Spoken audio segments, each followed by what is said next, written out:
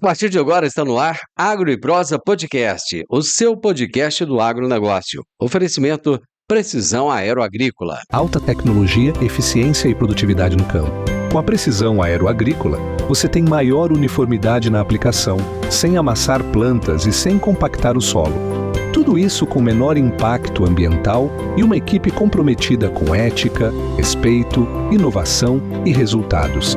Certificação em aplicação aeroagrícola sustentável, base em Catalão e pontos de apoio em Goiás, Minas Gerais e São Paulo. Precisão Aeroagrícola, sua aplicação em boas mãos. Acesse www.precisãoaeroagrícola.com.br. Agro e Prosa, apresentação Divino Ronaldo. A agricultura, como sempre, vive de desafios, né? O produtor rural a cada ano tem desafios diferentes. São pragas, são insetos, é tanta coisa para se preocupar, além do clima, né? Questões econômicas, financeiras, dólar, mercado. E hoje nós vamos falar de um problema, né? Infelizmente, falar de um problema a mais. Os prejuízos causados pelo caruru nas lavouras goianas. Na realidade, esse é um problema nacional, mas a gente vai falar especificamente aqui do estado de Goiás. Eu tenho dois entrevistados hoje, dois convidados, que é a Renata Pereira Marques, doutora em agronomia e docente do Instituto Federal Goiano, nosso famoso IF goiano, e o Giovanni Miranda, que é coordenador regional da Agrodefesa de Rio Verde. Eu, como sempre, começo com as damas, né? Tudo bem, Renata? Tudo bem, boa tarde. Boa tarde. Eu te chamo de Renata ou de doutora Renata? Renata. Renata, tudo bem. Giovanni, como é que você está, meu amigo? Tudo bem, Divino. Prazer estar com vocês aqui. Boa tarde a todos que estão acompanhando o nosso programa. E para nós é um prazer estarmos aqui para poder trazer um pouco de informação, esclarecimentos e o que está acontecendo dentro do agro do nosso estado, né? Então é importante a gente estar junto para isso. Bacana, bacana demais. Vamos entender um pouco. O que é caruru? Doutora Renata. Bom, o caruru é uma planta, na verdade é muito conhecida entre nós, mas ultimamente ela tem sido mais conhecida como uma planta daninha. E o que é uma planta daninha? Aquela planta que ela ocorre no local que ela é indesejada. Mas em algumas culturas ribeirinhas, algumas regiões do Brasil, ela também é considerada como um alimento, né? Então, Alimento? alimento, né? Come caruru? Sim, ela faz parte daquele grupo de a gente chama de plantas punk, plantas alimentares não convencionais, né? Sim. Mas, fatidicamente, o caruru era mais conhecido pelos malefícios que ele causa, especialmente competindo aí pelos recursos necessários, né, para a produção agrícola. Mas agora você me chamou a atenção. É nutritivo comer caruru? Sim, super proteico. É. Isso. Ele tem uma composição baixa em carboidratos e muito alta em proteína, né? Então, para o pessoal mais aderido, né, aí a Pessoal mais de vegetais, às vezes consome carnes, Uhum. é uma fonte boa de proteína. Mas quando tá junto com a soja não é bom, né? Não, aí ele é indesejado e não tem valor nutricional nenhum, né? Só prejuízo. Giovanni, o que a agrodefesa tem a ver com caruru? É um desafio grande, né, Divino? É um desafio muito grande. A gente está nesse meio do caminho entre aquilo que é nutritivo, como a Renata falou, para algumas culturas específicas aí, tipo Norte, Nordeste, tem um hábito muito grande de usar o caruru como alimentação, e os próprios veganos também têm esse hábito, mas a gente entra no contraponto que nas agriculturas de extensivas, como soja e outras, vamos citar a soja como um grande exemplo aqui, ele é prejudicial, né? Então ele compete com a lavoura de soja e tem uma característica importantíssima que é difícil o controle. Ele tem um controle bem complicado, o manejo é complicado, então a gente entra nesse dilema de caruru versus soja, se é bom, se é ruim, né? Então, para a soja em si, é ruim. E a gente tem aí estados como Mato Grosso do Sul, que já tem a incidência, e a gente aqui em Goiás, a gente faz um monitoramento muito constante para verificar a presença deles, né? A gente precisa identificar eles oficialmente, vamos falar assim, que tem o caruru, é possível que já tenham nas nossas lavouras aqui, da proximidade de divisas com os outros estados, é muito possível, até porque o sistema de reprodução dele é muito alto, é muito voraz, vamos falar assim, né? Então a gente tem esse cuidado de monitoramento e a gente precisa muito, muito mesmo dos profissionais a campo, porque não dá para a defesa agropecuária do Estado assumir esse papel de monitoramento sozinho. Não temos perna para isso, né? Então os técnicos de campo, a própria pesquisa, os produtores, eles são parte desse processo de monitoramento para que a gente possa ter aí, primeiro, identificar oficialmente a presença deles nas lavouras, e isso eu acho que é questão de tempo para a gente poder isso acontecer. Já está no Mato Grosso do Sul, e a gente partindo daí de uma oficialização, tentar discutir com a cadeia produtiva e pesquisa medidas e manejos para a gente poder tentar controlar o caruru, né? O amaranthus, né? Vamos falar assim. Então é uma medida muito importante que todos os atores do agronegócio têm que estar munidos e no mesmo intuito da gente tentar promover esse controle em relação às grandes culturas. Renata, existem várias espécies de caruru, né? Sim, a família, né, que a gente chama a família Amarantaceae, né, inclui aí várias espécies do gênero Amaranthus. No Brasil, nós temos 7 conhecidas, né, então elas são muito parecidas, mas aí tem algumas características morfológicas que a gente consegue diferenciar uma da outra. Então tem o roxo, tem o caruru espinho, tem o verde, tem o de mancha, tem o gigante e tem o mais preocupante de todos, que é o Amaranthus palmeri, que ele foi introduzido no Brasil em 2015, né? E aí esse que é a principal preocupação, porque ele já está muito próximo de nós, e ele já veio o quê? Da Argentina para o Brasil, certamente por máquinas contaminadas, né? Trazendo consigo a característica de resistência a pelo menos 4 mecanismos de ação de herbicidas diferentes. Então ele já foi introduzido no Brasil com o gene da resistência. Então essa é a maior preocupação. Não que as outras 6 espécies que a gente já tinha no Brasil não sejam preocupantes. A gente também tem outras espécies como híbridos, né, que é o caruru roxo, que já tem resistência a pelo menos 3 mecanismos de ação. Só que ele não é tão voraz, como o Giovanni disse, e em tempo de crescimento, rigidez de caule, rapidez, na verdade ele cresce até 5 centímetros por dia, né? E o ciclo é muito curto. 5 centímetros Isso. por dia? Por dia, e eles completam o ciclo em 100 dias. Então, em 100 dias, ele sementeia o solo de novo, com quase 1 milhão de sementes. Então, essa é a principal preocupação dos últimos tempos relacionados às espécies de caruru. Você citou aí a questão das máquinas. Essa é uma preocupação não só em relação ao caruru, né? Mas todas as pragas, todas as pragas, né? Então hoje o produtor tem que ter uma preocupação muito grande em que a máquina chegue na propriedade dele, e muitas vezes, né, Giovanni, o produtor não é o dono da máquina, né? Não dá para ter todas as coletadeiras do mundo, então o produtor ele arrenda, ele paga, né, para terceiros fazer o serviço, né? Às vezes o trator e tal. E essa máquina vem de outra lavoura, vem de outro estado. Até de talhão para talhão, né, acontece a contaminação. E aí você percebe o quanto é importante a presença dos outros atores nessa história, né? Porque você tem prestador de serviço do Paraná, do Rio Grande do Sul, que vem para cá para poder colher soja, para poder transportar. Então, o nível de conscientização, e aí entra um trabalho de educação sanitária muito firme para a gente poder orientar esse pessoal a fazer essa limpeza de máquinas, porque já existe orientação técnica por parte da Agrodefesa fazer a limpeza de máquina, igual a doutora falou, de um talhão para o outro, de um município, de um estado para o outro. É importantíssimo esse cuidado na limpeza do maquinário, seja ela uma bazuca, uma colheitadeira, um caminhão, enfim, a gente precisa ter esse cuidado, porque nem sempre um talhão aqui é igual ao outro. Então você tem um talhão que é livre e o outro talhão que está contaminado. Se você colhe no contaminado e vai para outra região, você está levando possibilidades de contaminação. Porque você pensa bem, quase 1 milhão de propagação de sementes aí de uma planta. Então é um risco muito alto de propagação. Então a limpeza de maquinário é um trabalho que não deve ser somente do fiscal ali fiscalizar isso, mas é um trabalho de consciência também, né?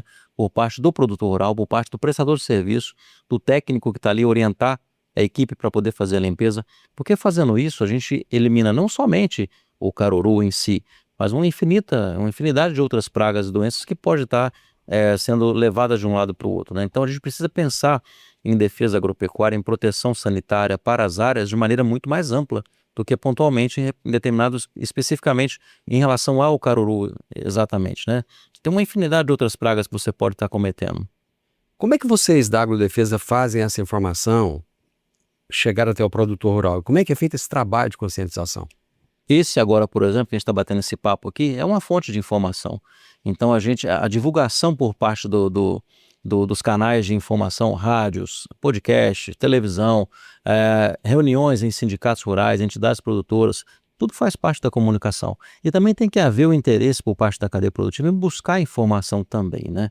Então não somente a gente fazer essa parte de divulgação, que é obrigação nossa mesmo fazer, e não somente os técnicos fazerem, mas todos os profissionais do ramo fazer essa comunicação e esse alerta e essa orientação técnica. O agrônomo fazer o papel de agrônomo mesmo, não somente ali na questão dos manejos, nas técnicas de aplicação, de produção, de controle, enfim, mas pensar na sanidade, porque hoje, o que demonstra hoje para você ter um mercado de exportação? Sanidade adequada. Seja para soja, seja para proteína animal, seja qualquer outro segmento, o principal gargalo hoje você vai esbarrar na questão sanitária. Porque ninguém vai lá fora comprar um produto que não esteja sanitariamente adequado. Então isso engloba muito mais que somente o amaranthus, né? O palmeri, que é o caso da nossa conversa aqui, mas uma infinita gama de prevenções que a gente tem que pensar. O amaranthus é uma delas, né? Mas a gente tem que pensar em defesa agropecuária de maneira muito mais macro. Começando desde lá da ponta, como a doutora Renata menciona, como ela é professora, a gente já tem algumas parcerias de palestra, né, doutora, para a gente poder pegar essa moçada que está formando e abrir o leque de visualização do que é a profissão, para que ele entender que a defesa agropecuária, ela não é exclusividade do órgão de defesa agropecuária, são de todos os técnicos que estão ali inseridos no agronegócio. Então a gente precisa ter esse tipo de esclarecimento para a gente poder diminuir e mitigar os riscos das produções agropecuárias, seja na área agrícola, seja na área animal. Então a gente tem que ter esse tipo de visão. Renata, nós estamos no mês de dezembro. Esse período agora, em relação ao caruru, ele é mais crítico ou é mais tranquilo? Na verdade, o caruru ele tem uma particularidade de germinar o ano todo. O ano todo? O ano todo. No entanto, nessa época, o mais chuvosa, o que acontece? A chuva, além, né, de molhar o solo e embeber a semente da água que ela precisa para germinar, ela também lava alguns hormônios que estão na parte externa da semente, que são responsáveis pela dormência. Então, a semente de caruru, ela tem dormência, por isso que a gente não consegue controlar pontualmente. Então, imagine se uma planta produz 500 mil sementes, né? Não germina as 500 mil que caiu no solo ao mesmo tempo. Ela tem um fluxo escalonado de germinação, basicamente porque ela tem dormência. Então, a água da chuva ajuda o quê? A lavar esse resíduo de hormônio, que é o ácido abscísico, né? E ajuda a estimular a germinação. Então, nessa época do ano, maiores temperaturas, disponibilidade hídrica, o fluxo é maior. Mas não significa que em maio, quando começa a nossa seca, que a gente não vai ter caruru vegetando, reproduzindo, depositando sementes no solo. Mas nessa época do ano, no verão chuvoso, que é a nossa característica, há um fluxo maior. Mas não é a característica única do caruru. Todas as plantas daninhas de verão, elas têm essa maior fluxo nessa época do ano. O controle feito depois que o caruru já está instalado funciona? Pensando na produtividade da cultura, não, né? Porque todas as culturas, ela tem uma fase que a gente chama de período crítico de prevenção à interferência, que é aquele período inicial do estabelecimento, né, que ela está definindo os seus padrões produtivos. Isso começa o quê?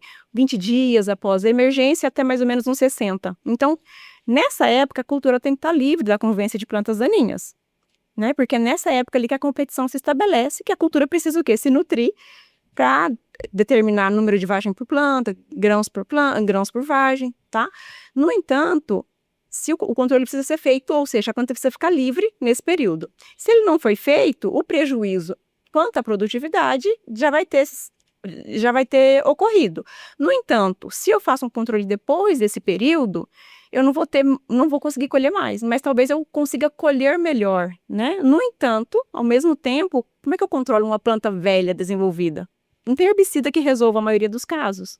Então, o cuidado é fazer esse controle no início do desenvolvimento da planta daninha ou antes da instalação da cultura. Então, a gente fala controle em pré-emergência, em pós-emergência.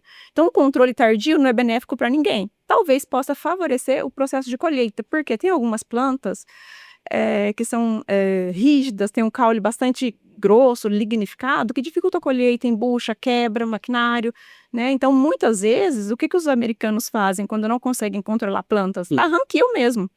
Porque não tem jeito, não tem o que fazer mais. A produtividade já foi prejudicada. Mas às vezes ele consegue ainda colher um pouco, né? Trabalho braçal, então. Braçal.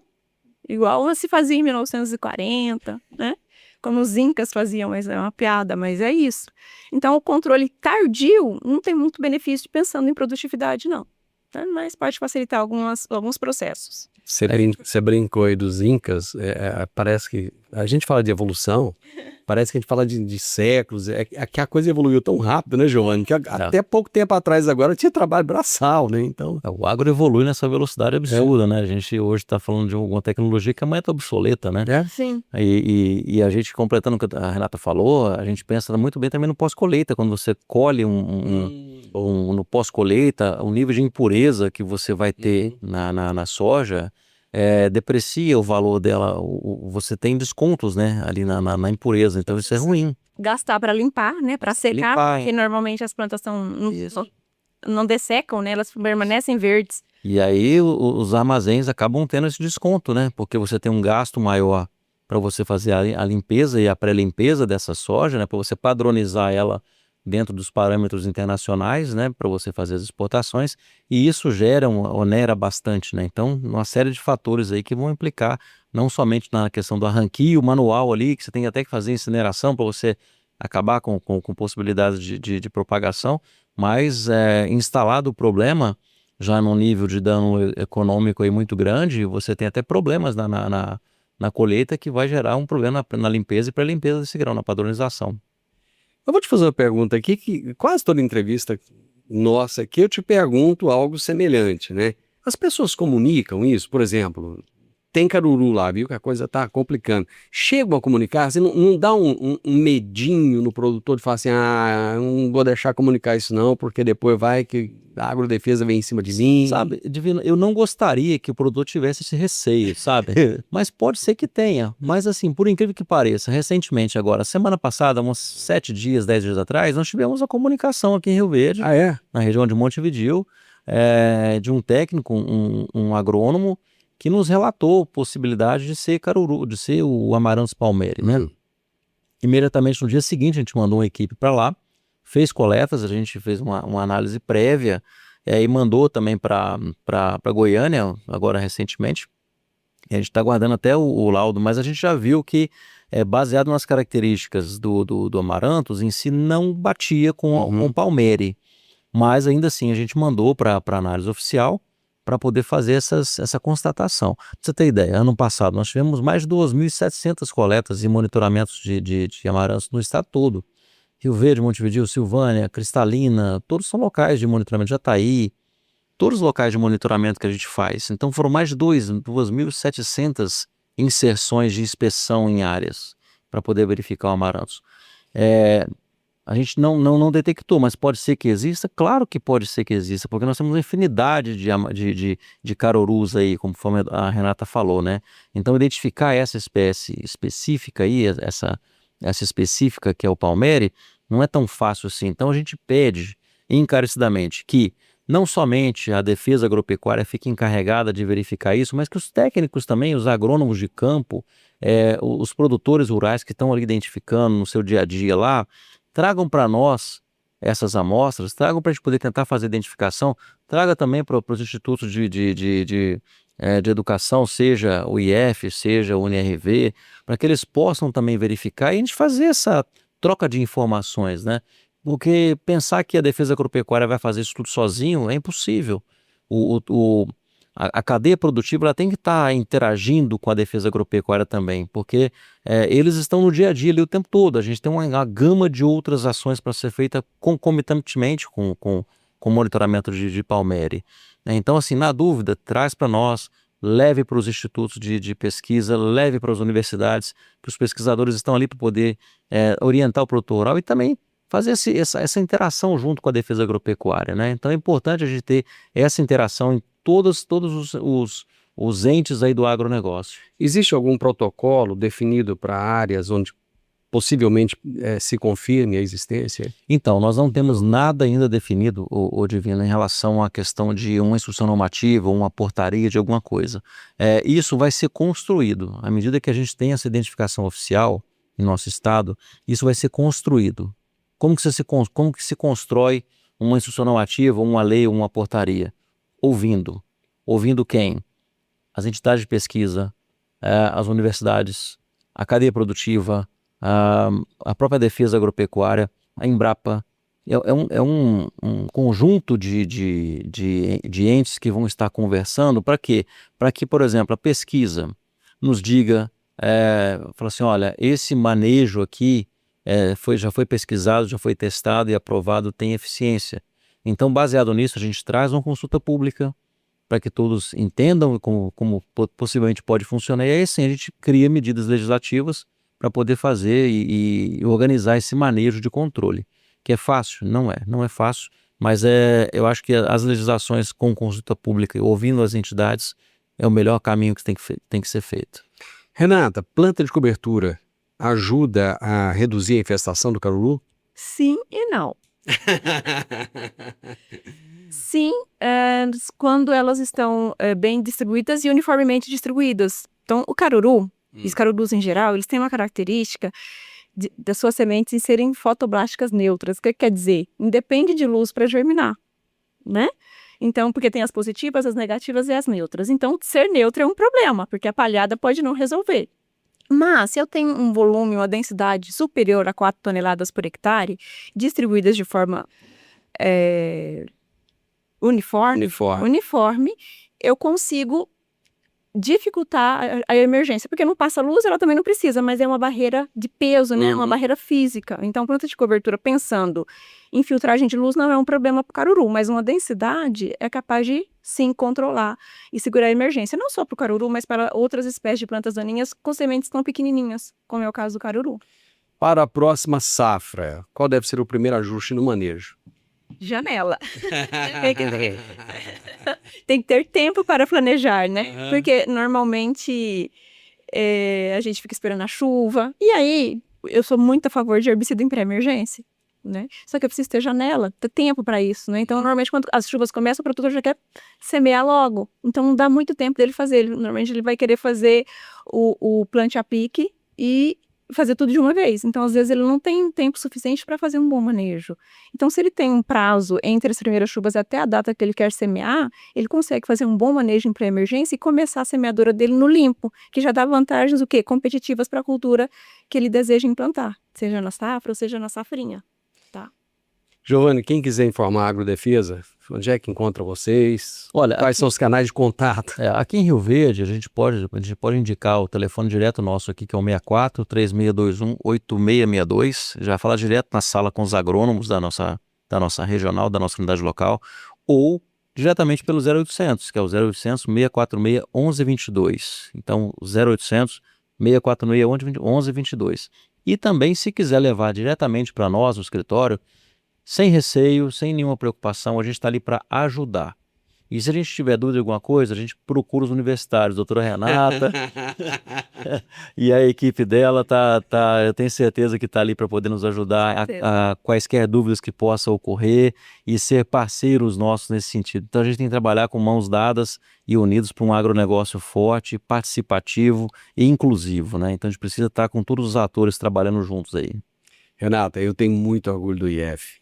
Eu estudei lá no Colégio Agrícola, então, assim, é uma instituição que sempre trouxe muito orgulho para a gente e sempre teve, assim, um hall de professores do mais alto gabarito, né? Como você. Então, parabéns, muito obrigado por aceitar esse convite nosso, de estar aqui, de trazer essas informações que, às vezes, a gente acha que, nossa, é tão simples o que eu falei, né? Não é. É válido. São as coisas simples que chegam até as pessoas. Obrigado, viu? Eu agradeço o convite, estou à disposição para outras conversas, né? E para divulgar também o IF Goiano, a nossa área de atuação, e para o quê? Convidar todos que precisarem do IF Goiano, que estamos de portas abertas também, sejam para parceria, sejam para discutir, apoiar, né? Também, e também para os nossos alunos, né? Então, aí, Enem, matrículas abertas aí nos próximos dias. Então, o IF é a casa de Rio Verde. Bacana, show. Obrigadão, Giovano, mais uma vez. Obrigado, Divino. Prazer estar com você aqui, com a doutora Renata. A gente tem um apreço muito grande pelo seu trabalho, o trabalho que você realiza dentro do agro. Da mesma forma com o IF Goiano, com a doutora Renata e outros entes lá, professores também, que a gente tem uma parceria muito boa. E deixar essa porta sempre aberta para que a gente possa fazer toda essa interlocução com a cadeia produtiva, com a imprensa do agronegócio, com os entes de ensino e pesquisa também, que a gente tem que trabalhar muito junto para poder orientar essa moçada que está chegando para o mercado, para poder trazer essa interação junto com a defesa agropecuária e desmistificar essa questão que achar que fiscalização é o tempo todo punitiva. A gente tem que tirar essa mácula de que fiscal é só para autuar. Pelo contrário, nós trabalhamos no aspecto de certificação do agronegócio. Então a gente tem que pensar hoje muito mais numa fiscalização pensando para uma auditoria de conformidade do que fiscalização em si. Então o produtor rural está em dúvida, procura a gente vai ter o maior prazer de estar ali conversando e orientando para que a gente possa ter um agro pujante, como já é em Rio Verde, nosso estado, e que a gente tenha sempre aí as melhores condições sanitárias para levar os nossos produtos aí para o mundo afora de maneira competitiva, né? Então é importante estar juntos nisso aí. Exatamente. E a relevância do estado de Goiás acontece justamente por isso. Primeiro, porque nós temos uma pesquisa assim, do mais alto nível, do mais alto gabarito, produtores rurais muito, muito profissionais, né, que sabem exatamente o que estão fazendo. Temos professores, pesquisadores muito, muito bons e temos uma defesa agropecuária também que funciona, que realiza o seu trabalho a contento. Se você gostou dessa nossa prosa, deixa o gostei e compartilhe com um monte de gente, o máximo de pessoas que você puder, porque a informação só tem valor quando é compartilhada. Se inscreva no nosso canal e deixa um comentário aí pra gente. Um grande abraço para todos vocês e até a nossa próxima prosa. Tchau, tchau. O podcast AgriProsa tem o objetivo de falar do agronegócio de forma fácil, simples e descomplicada. Diariamente conversamos com os maiores atores do agro e abordamos os mais diversos assuntos de interesse de produtores rurais, técnicos, pesquisadores, profissionais da área e simpatizantes do agronegócio. Se você gosta do nosso podcast, então você pode nos ajudar. É muito simples. Basta seguir-nos nas principais plataformas de streaming e também no YouTube. Se você deixar um gostei, compartilhar os episódios e deixar um comentário, já vai nos ajudar muito a dar relevância tanto ao podcast quanto ao canal. E o mais importante de tudo, nos siga para receber notificações de novos vídeos e episódios. Um grande abraço para você e até a nossa próxima prosa.